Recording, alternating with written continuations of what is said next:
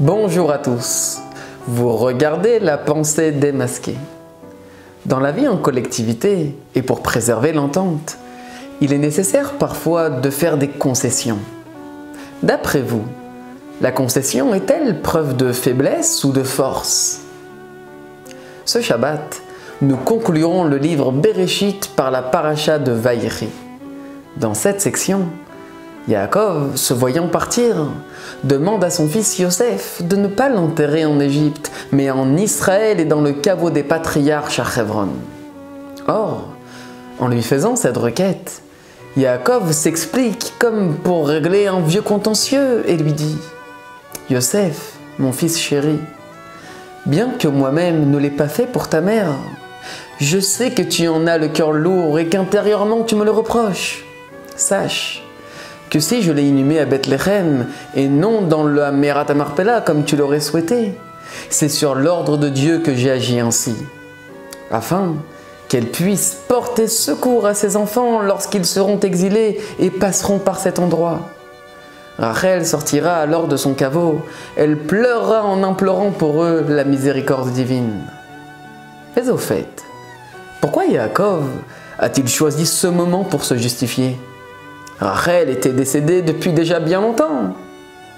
Yaakov craignait-il que Yosef, pris par la rancœur, décide à son tour de ne pas enterrer son père dans la Merat Marpella, comme il l'avait fait pour sa mère?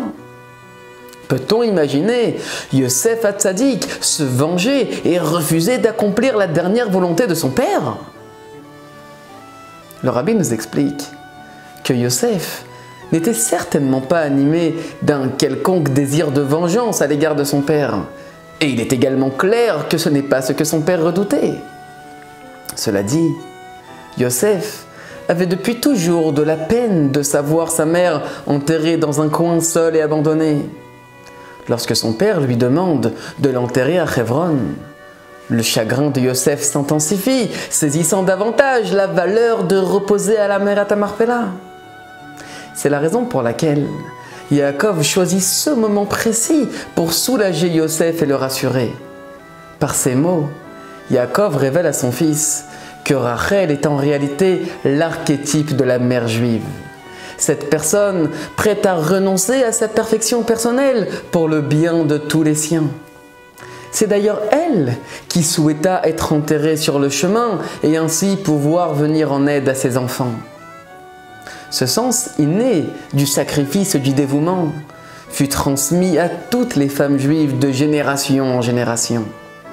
Et par ce mérite, Dieu offrira la récompense qu'il promit à Rachel et nous ramènera tous immédiatement sur notre terre avec Mashiach. Shabbat Shalom et à la semaine prochaine.